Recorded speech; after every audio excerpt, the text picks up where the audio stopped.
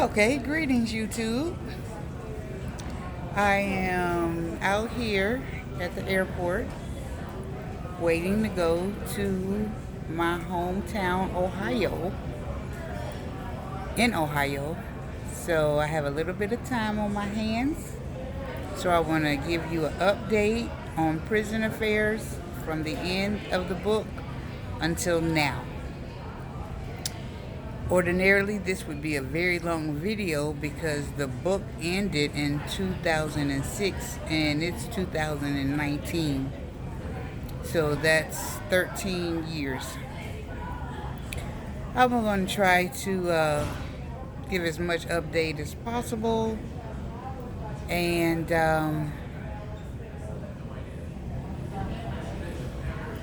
try to be... I don't even have the book. Did I think I forgot the book. Oh, yeah, I have the book. Okay, yay. I got the book.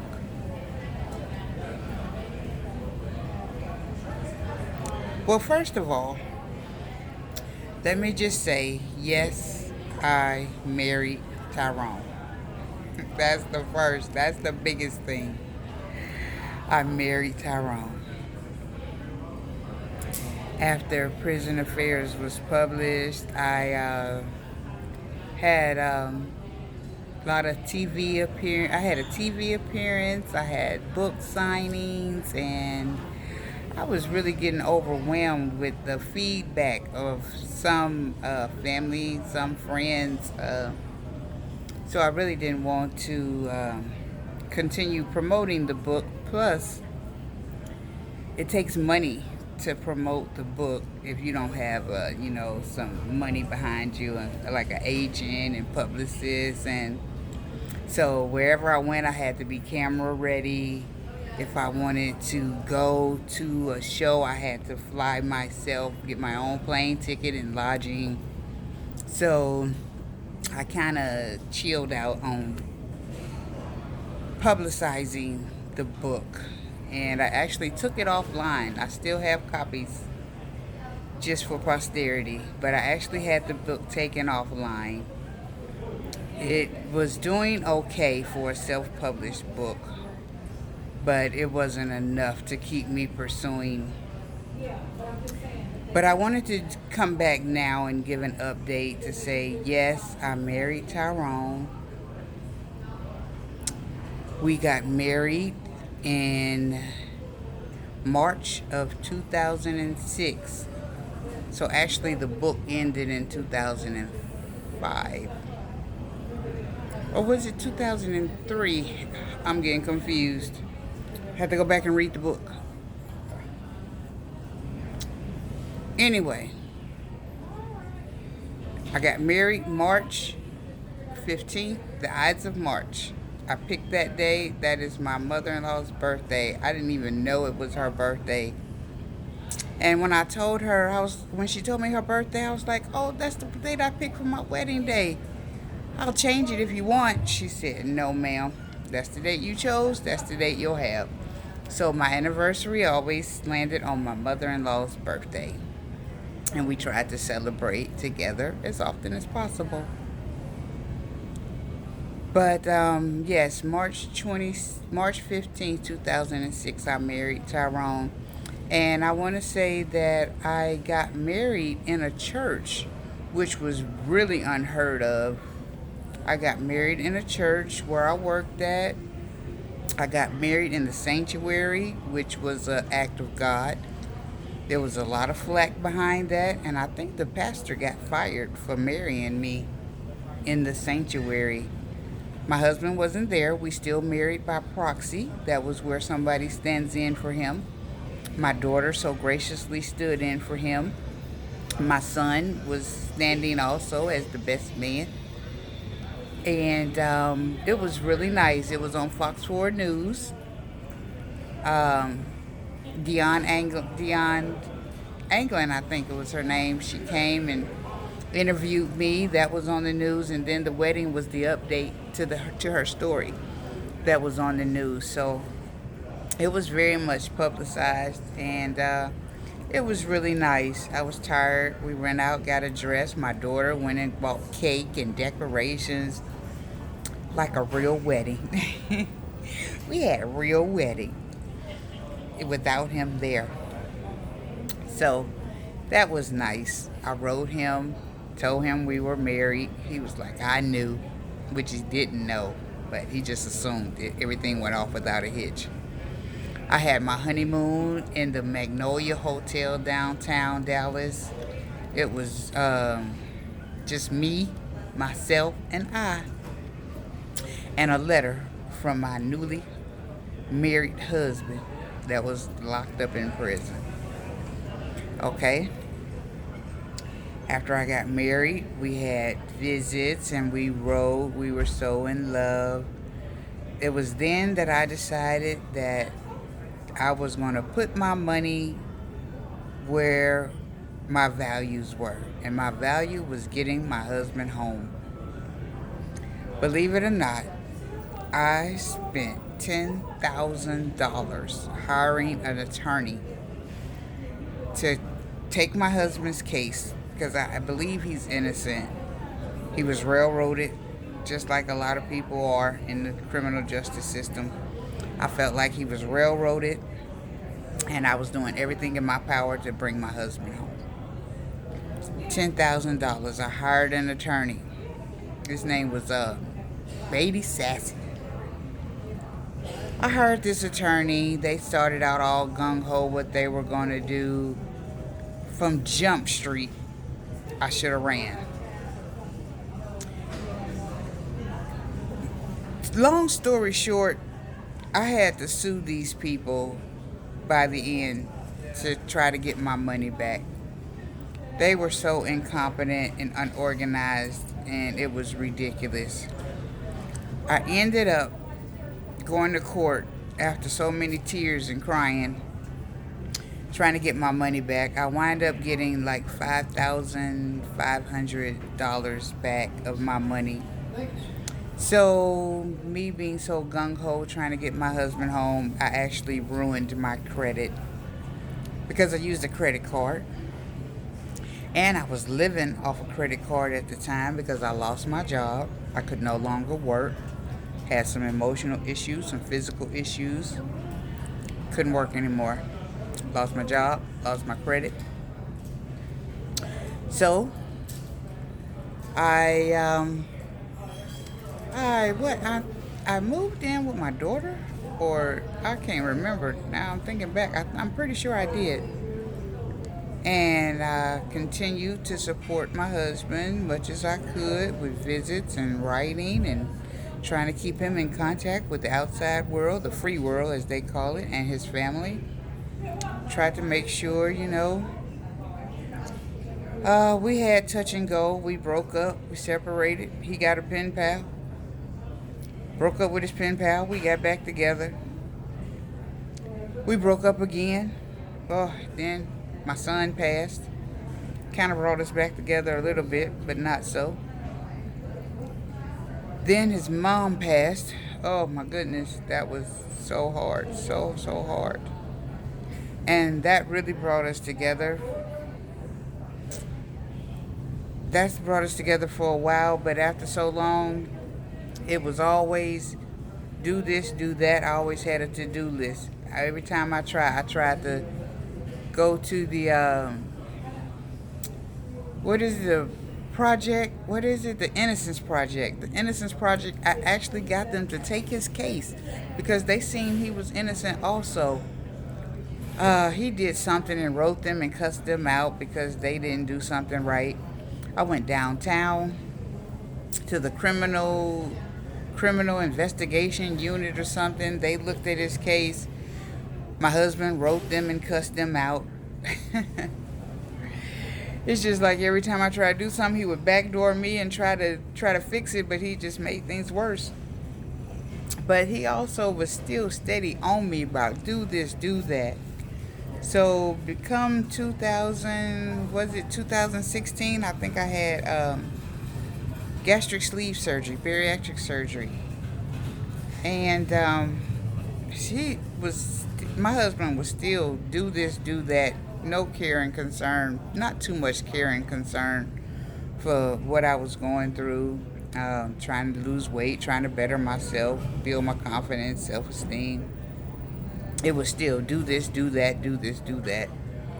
Okay, well, I've had enough. Our mom is gone. The family seems to be falling apart, but we're trying to hold together. But after my last surgery, I had surgery to get my breast reduced. My husband wrote me and told me that I hope you're done getting all the fat cut off. I need you to start working on these parole letters I need. Yes, he's been almost 20 years and he's still locked up and he's coming up for parole soon. I know a person locked up is trying to, get themselves free and do all that, but the people on the outside got lives also, and I'm not making no excuses. I'm at the point right now, it's not about having an outside life. It's about, I'm not, after rereading Prison Affairs again and seeing how everybody's seats tell me I'm being stupid and a fool, I see what they're talking about. Even though I refuse to still accept it to this day. I had a friend of mine ask me, what made you marry somebody you didn't even know? I told him, and I'm going to tell y'all, you can convince yourself of damn near anything when you want to believe it. When I went to church, all the scriptures and all the messages was telling me, go ahead, marry him. You love him, marry him. And that's what I did. I'm still married to him to this day. Yeah, I thought about divorce. Yeah, he was telling me to divorce him. Especially when he decided to write my best friend behind my back. But we take it all in stride. Took that in stride. Also, a lot of stuff I've taken in stride that he calls silly mistakes. So, just to give you some more update on the book before I go ahead, I never talked to Darnell again after the book. I don't know what's going on with him. Oh, I seen him on Facebook, and I know he had a little baby, and it was the prettiest little baby I ever seen almost. And I know he would have never had that baby if he would have stayed with me, because my children having childbearing days are over. So praise God for him. He moved on. I don't know if he got a wife or girlfriend or whatever, but I know he got a baby. So that's Darnell. I don't write any pen pals anymore. A few of them got out. I have a friend on Facebook, one of my pen pals that I keep in touch with just by Facebook. A couple of them I've lost touch with. Don't know what happened to them. As for the women of PTO, I still communicate with a few of them online. Most of them, some of them, I don't even remember their real names. But I do know Madison. I'm still in contact with her. Madison is back with Dylan. She left Dylan and had a baby and a whole life and still wind up back with Dylan. Sounds familiar. Sabrina is still with Rodney. They are doing wonderful. That is my model. She is my model. I love her and I love them together. I hope they stay together forever. And who else is it?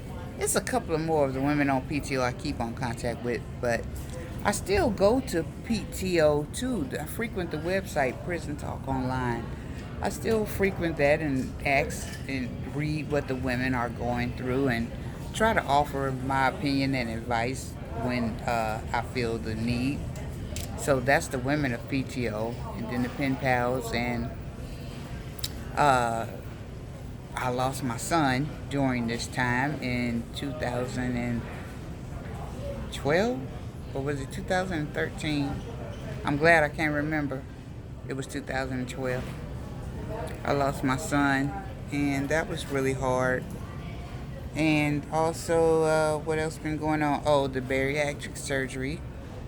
And since then, I've lost over 200 pounds. Yay. Ooh, that's a big accomplishment. Now I'm trying to work on keeping it off and losing about 20 more pounds to get to my target weight, which is 170 pounds. So, I have like 16 more pounds to go, and I'll be at my target weight. So that's what's going on. And right now, with the prison affairs right now, I'm still married to my husband. I still love my husband. But I'm at the point now where I refuse to be a fool for somebody in prison who act like they don't give two shits about me. And I'm not saying that's the case, and I'm not saying that's the truth. I'm just saying that's how I feel. So we don't communicate as often as we used to. I don't visit like I used to. He actually took me off his visiting list. But that's okay. He's going to add me back, and I'm going to go see him, and we're going to either talk this out, or we're going to talk about a divorce or what have you. And I really didn't plan to divorce him unless I planned on marrying somebody else, and that's not happening. Not now, anyway. I'm not even thinking about marrying anybody else. But if he wants to get a divorce himself, he can do that.